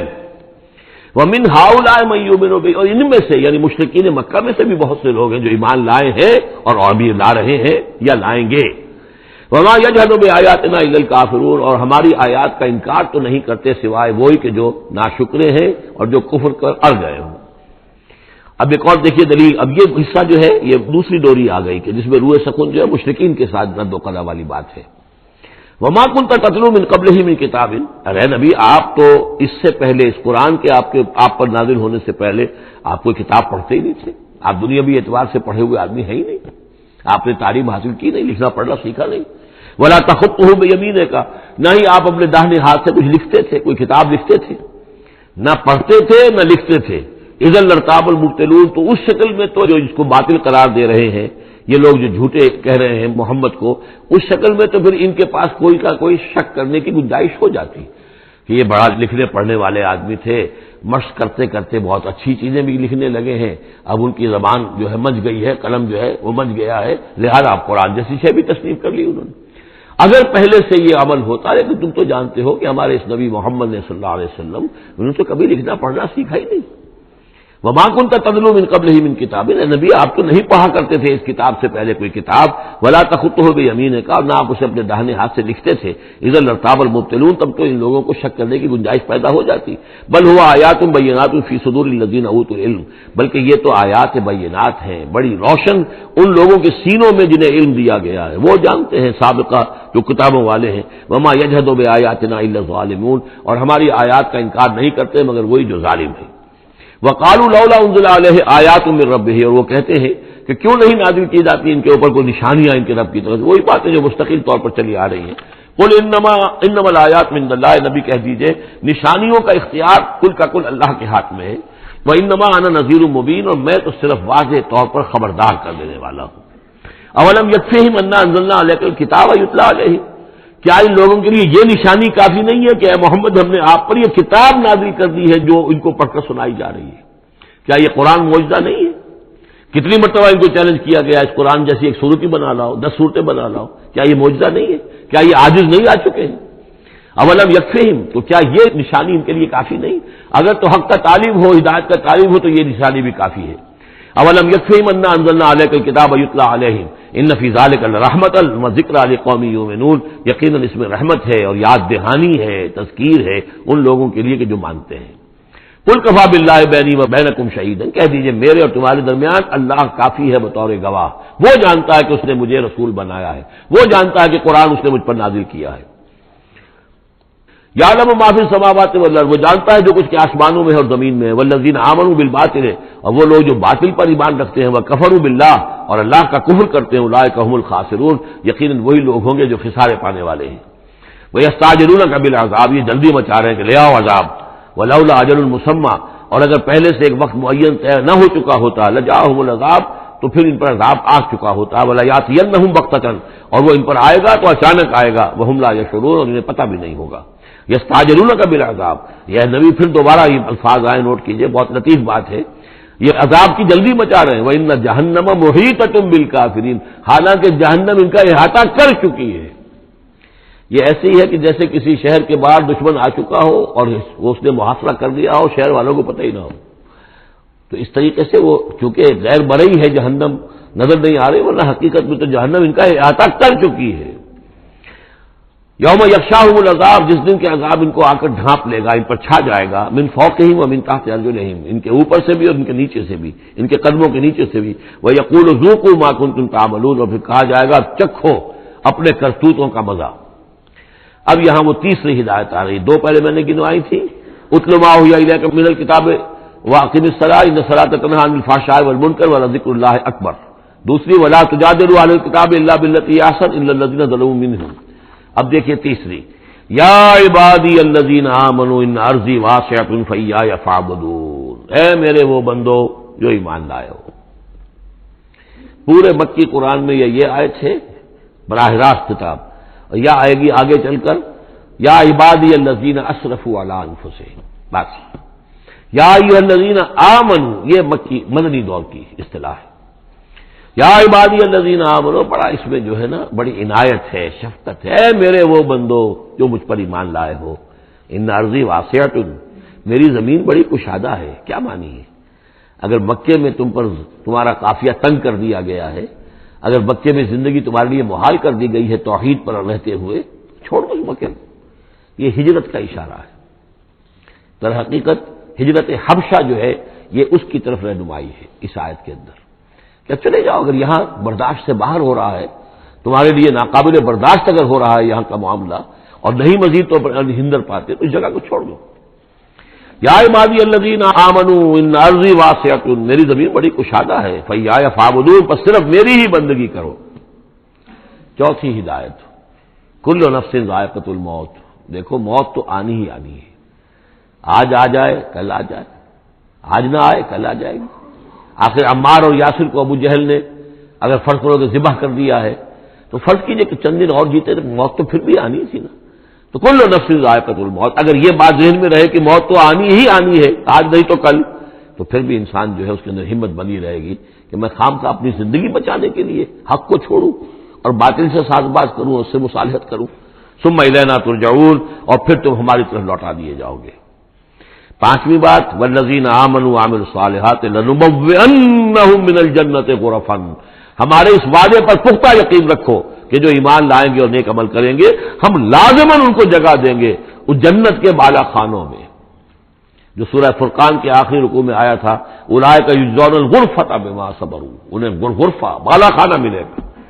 تو من الجنت غرفا، جروں کے بالا خانے ملیں گے جنت کے، تجری من تحت الانہار خالدین فیہا، جس کے نیچے ندیاں بہتی ہوں گی، اس میں وہ ہمیشہ ہمیش رہیں گے۔ نعم اجر العاملین، کیا ہی اچھا ہوگا عمل کرنے والوں کا اجر۔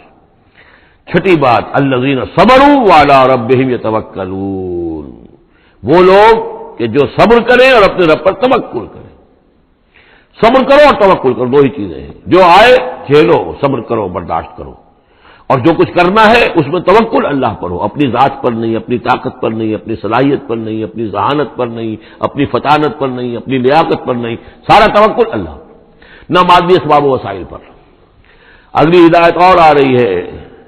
وَكَأَيٍّ مِّن دَابَّةٍ لَّا تَحْمِلُ رِزْقَهَا، یہ بھی نہ سمجھو کہ تمہارا رزق جو ہے کسی کے قبضے میں ہے وہ روک دے گا، اور تمہیں کیا کھاؤ گے کیا پیو گے۔ وَكَأَيٍّ مِّن دَابَّةٍ، تم دیکھتے نہیں کتنے حیوانات ہیں زمین میں، لا تحمل رزقها، کیا وہ اپنا رزق اٹھائے پھرتے ہیں؟ بڑا پیارے الفاظ ہیں انجیل میں، متی کی انجیل میں حضرت مسیح علیہ السلام کا جو پہاڑی کا واعظ ہے، اس میں انہوں نے اپنے شاگردوں سے خطاب کر کے کہا، کیوں فکر کرتے ہو کہ کیا کھاؤ گے کیا پیو گے؟ جنگل کی چڑیوں کو نہیں دیکھتے؟ نہ وہ کاشت کرتی ہیں، نہ ہل چلاتی ہیں، نہ بیج بوتی ہیں، نہ فصل کاٹ کر کہیں رکھتی ہیں، نہ گھٹے بھرتی ہیں، پھر بھی میں تم سے کہتا ہوں کہ وہ خالی پیٹ صبح گھر سے نکلتی ہیں، شام کو آسودہ ہو کر آ جاتی ہیں۔ تمہارا جو رب ان کو چڑیوں کو کھلا رہا ہے وہ تمہیں نہیں کھلائے گا؟ اور کیوں فکر کرتے ہو کہ کیا پہنو گے، لباس کہاں سے ملے گا؟ جنگل کی سوسن کو نہیں دیکھتے کہ جتنا خوبصورت لباس اس کو اللہ نے دیکھ رکھا ہے؟ یہ جو بھی پودے ہیں اور جو پھول ہیں ان کے، تو سلیمان بھی اپنی ساری شان و شوکت کے باوجود ویسا ملبس نہ تھا، ویسا خوبصورت لباس تو سلیمان کو بھی میسر نہیں تھا جو اللہ نے ان پھولوں کو دے رکھا ہے۔ تو غور کرو، جو وہ زمین کی اس گھاس پھوس کو، ان پودوں کو اس قدر حسین لباس دے رہا ہے، عمدہ لباس دے رہا ہے، جو ابھی ہے اور کل نہیں ہوں گے، یا یہ کہ کاٹ کر اور وہ چولہوں میں جلا دی جائے گی گھاس، تو کیا وہ تمہیں نہیں پہنائے گا؟ لیکن تم یقین نہیں کرتے۔ توکل اور ایمان، یہ دونوں چیزیں ساتھ ساتھ جائیں گی۔ جتنا اللہ پر ایمان ہے اتنا ہی توکل ہوگا، جتنا ایمان کمزور ہے توکل بھی نہیں ہو سکے گا۔ تو الذین صبروا علی ربہم یتوکلون وکأی من دابۃ لا تحمل رزقہا، یہ سارے جو ہیں چوپائے اپنا رزق لیے نہیں پھرتے، اللہ یرزقہا وایاکم، اللہ انہیں بھی رزق دیتا ہے، تمہیں بھی دے گا، وہو السمیع العلیم، اور یقیناً وہ سب کچھ سننے والا، جاننے والا ہے۔ ایسا نہیں کہ اسے معلوم نہ ہو کہ میرا بندہ بھوکا ہے، میرا وفادار، میرا سپاہی، میرے دین کے لیے کام کرنے والا، اسے یہ معلوم نہ ہو کہ اس کو احتیاج ہے، اس کی کوئی ضرورت ہے۔ وہ نہ معلوم کس کے دل میں ڈالے گا کہ جو اس کے لیے ذریعہ بنا دے گا اس کو، اور اس کی ضرورت پوری ہو جائے گی۔ اب اس کے بعد وہ دوسری کڑی آ گئی کہ جس میں پھر اب وہ مشرکین مکہ سے وَلَئِن سَأَلْتَهُم مَّن خَلَقَ السَّمَاوَاتِ وَالْأَرْضَ وَسَخَّرَ الشَّمْسَ وَالْقَمَرَ، اگر ان سے آپ پوچھیں گے کس نے پیدا کیا آسمان اور زمین اور کس نے مسخر کیا سورج اور چاند کو، لَيَقُولُنَّ اللَّهُ، وہ کہیں گے اللہ نے، فَأَنَّىٰ يُؤْفَكُونَ، پھر کہاں سے یہ لوٹا دیے جاتے ہیں۔ اللہ یبسط الرزق لمن یشاء من عباده ویقدر له، یہ اللہ ہی ہے کہ جو اپنے بندوں میں سے جس کے لیے چاہتا ہے رزق کو کشادہ کر دیتا ہے، اور جس کے لیے چاہتا ہے ماپ تول کر دیتا ہے، کم کر دیتا ہے۔ ان اللہ بکل شیء علیم، یقیناً اللہ تعالیٰ ہر چیز کا علم رکھتا ہے۔ وَلَئِن سَأَلْتَهُم مَّن نَّزَّلَ مِنَ السَّمَاءِ مَاءً فَأَحْيَا بِهِ الْأَرْضَ مِن بَعْدِ مَوْتِهَا، اور اگر آپ ان سے پوچھیں گے کس نے برسایا آسمان سے پانی اور زندہ کیا زمین کو اس کے مردہ ہو جانے کے بعد، لَيَقُولُنَّ اللَّهُ، وہ کہیں گے فوراً اللہ نے کیا۔ قُلِ الْحَمْدُ لِلَّهِ، کہو پھر کل حمد کل شکر بھی اللہ ہی کے لیے ہے، بل اکثرہم لا یعقلون، لیکن یہ لوگ، ان کی اکثریت عقل سے کام نہیں لیتی۔ اب اگلی اور ہدایت آ رہی اہل ایمان کے لیے، وما هذه الحیاۃ الدنیا الا لہو ولعب وان الدار الآخرۃ لہی الحیوان لو کانوا یعلمون۔ دیکھو مسلمانوں، یہ دنیا کی زندگی تو کھیل کود کے سوا کچھ نہیں، کھیل ہے، کچھ جی کا بہلا لینا ہے، یہ ڈرامہ ہے جو ہو رہا ہے۔ یہاں بادشاہ ہوتا ہے کچھ عرصے کے لیے بادشاہ، جیسے ڈرامے میں بادشاہ ہوتا ہے، لیکن جب مرے گا تو کیا وہ بادشاہت کہاں رہ جائے گی؟ ایسے ہی ڈرامے سے نکل آئے گا، لباس اتار دے گا تو ایک ایکٹر کا ایکٹر ہے، چاہے وہ فقیر تھا پہلے اس ڈرامے کے اندر، اور دوسرا ایکٹر جو ہے بادشاہ تھا، باہر نکل کر 3 گھنٹے کے بعد دونوں کے دونوں ایک جیسے ہیں، نہ وہ بادشاہ بادشاہ ہے، نہ وہ فقیر فقیر ہے۔ یہ ہے عارضی سا ہے، لیکن یہ کہ ان الدار الآخرۃ لہی الحیوان، یقیناً آخرت کا گھر وہ ہے اصل زندگی، زندگی وہ ہے۔ لو کانوا یعلمون، کاش کہ ہمیں معلوم ہوتا، لو کنا نعلم، کاش کہ ہمیں معلوم ہوتا۔ یہ بھی نوٹ کر دیجئے، آخرت کو صرف مان لینا کہ ہاں آخرت ہے، بعد سے بعد موت ہے، یہ کافی نہیں ہے، یہ معلوم ہو کہ اصل زندگی وہی ہے۔ میں نے جو اس کی تشبیہ جو ہے بیان کی ہے بعض مواقع پر، کہ ایک کتاب ہوتی ہے، ایک کا دیباچہ بھی ہوتا ہے، اس کا کوئی ضمیمہ بھی ہوتا ہے، چھوٹا سا ضمیمہ۔ ہمارا جو تصور ہے وہ یہ کہ اصل کتاب زندگی تو یہ دنیا کی زندگی ہے، ہاں ایک ضمیمہ اب لگا ہوا ہے آخرت کا، اس کی اہمیت ہمارے نزدیک اتنی ہے۔ ضمیمہ ہے بس، دنیا کی زندگی اصل زندگی ہے۔ ہونا کیا چاہیے کہ یہ دنیا کی زندگی تو دیباچہ ہے، اصل کتاب جو ہے وہ آخرت کی زندگی ہے۔ یہ ریشو پروپورشن کم سے کم، حالانکہ ویسے تو فائنائٹ اور انفائنائٹ کے درمیان کو ریشو پروپورشن ہو ہی نہیں سکتی، ایک لامحدود زندگی اور ایک محدود زندگی، کیا اس میں ریشو پروپورشن ہوگی؟ لیکن یہ کہ پھر بھی اگر کوئی کرنی ہے تو دیباچہ اور کتاب زندگی اصل موت کے بعد کھلے گی، یہ دیباچہ ہے، یہ مقدمہ ہے۔ ہم نے کیا سمجھا اصل زندگی کتاب زندگی یہ ہے، ہاں ایک ضمیمہ بھی اس کے ساتھ ہے جس کا نام آخرت ہے۔ فَإِذَا رَكِبُوا فِي الْفُلْكِ، پھر انہی مشرکین سے پھر خطاب ہو رہا ہے، اور یہ مضمون کئی بار آ چکا ہے۔ جب یہ سوار ہوتے ہیں کشتی میں، دعوا اللہ مخلصین لہ الدین، تو پھر یہ اللہ ہی کو پکارتے ہیں اس کے لیے اپنی اطاعت کو خالص کرتے ہوئے۔ فلما نجاہم الی البر، اور جب اللہ تعالیٰ انہیں نجات دے دیتا ہے خشکی کی طرف، اذا ہم یشرکون، تو پھر یہ شرک کرنا شروع کر دیتے ہیں۔ لیکفروا بما آتیناہم، تاکہ یہ ناشکری کریں اور کفر کریں ہماری دی ہوئی نعمتوں کی، ولیتمتعوا، اور تاکہ بس مزے اڑا لیں، فسوف یعلمون، پھر یہ جان لیں گے۔ الہاکم التکاثر حتی زرتم المقابر کلا سوف تعلمون ثم کلا سوف تعلمون. اصل حقیقت تو اس وقت کھلے گی. اولم یروا انا جعلنا حرما آمنا، یہ پھر اہل ایمان سے کہا جا رہا ہے کیا یہ دیکھتے نہیں کہ ہم نے حرم کو ان کے لیے امن کی جگہ بنا دیا ہے. وَيُتَخَطَّفُ النَّاسُ مِنْ حَوْلِهِمْ، اور لوگ جو ہے اچک لیے جاتے ہیں ان کے ارد گرد سے. باقی عرب کے اندر تو امن و امان تھا ہی نہیں. أَفَبِالْبَاطِلِ يُؤْمِنُونَ وَبِنِعْمَةِ اللَّهِ يَكْفُرُونَ، تو کیا یہ باطل پر ایمان رکھتے ہیں اور اللہ کی نعمت کا یہ کفران کر رہے ہیں. وَمَنْ أَظْلَمُ مِمَّنِ افْتَرَىٰ عَلَى اللَّهِ كَذِبًا أَوْ كَذَّبَ بِالْحَقِّ لَمَّا جَاءَهُ، اس شخص سے بڑا ظالم اور کون ہوگا جس نے کوئی چیز گھڑ کر اللہ کی طرف منسوب کر دی، اور اسی طرح وہ شخص کہ جس نے اللہ کی طرف سے آئے ہوئے حق کی تکذیب کر دی جبکہ اس کے پاس آیا. یہ دونوں ہم بدن جرم ہے. یعنی اگر میں جھوٹ موٹ قرآن جو ہے خود تصنیف کر کے اللہ کی طرف منسوب کر رہا ہوں تو مجھ سے بڑا ظالم اور گناہ گار کوئی نہیں. لیکن یہ بھی سوچ لو اگر واقعتاً یہ اللہ کا کلام ہے جو میں تمہارے سامنے پیش کر رہا ہوں اور تم اس کی تکذیب کر رہے ہو تو تم سے بڑا ظالم کوئی نہیں. الیس فی جہنم مثوی للکافرین، تو کیا جہنم ہی میں ٹھکانہ نہیں ہے ان کافروں کا. اور آخری آیت جو ہے پھر اسی سیغے میں لنہدین والذین جاہدوا فینا، اہل ایمان کی دلجوئی کے لیے گھبراؤ نہیں، پریشان نہ ہو. والذین جاہدوا فینا لنہدینہم سبلنا، وہ لوگ کہ جو ہماری راہ میں جہاد کریں، محنت کریں، کوشش کریں، جد و جہد کریں، قربانیاں دیں، اظہار کریں، انہیں مطمئن رہنا چاہیے ہمارا پختہ وعدہ ہے، مؤکد وعدہ ہے، ہم لازماً ان کی رہنمائی کریں گے اپنے راستوں کی طرف. لنہدینہم سبلنا وان اللہ لمع المحسنین، اور یقیناً اللہ تعالی ساتھ ہے اہل احسان کے، جو اللہ تعالیٰ پر ایمان اور یقین اس درجے کا رکھتے ہوں اور اس کے لیے تن من دھن لگانے کے لیے تیار ہوں تو اللہ ان کے ساتھ ہے. یعنی اللہ کی نصرت ساتھ ہے، اللہ کی مدد ساتھ ہے، اللہ کی تائید ساتھ ہے. بارک اللہ لی و لکم فی القرآن العظیم ونفعنی و ایاکم بالآیات والذکر الحکیم.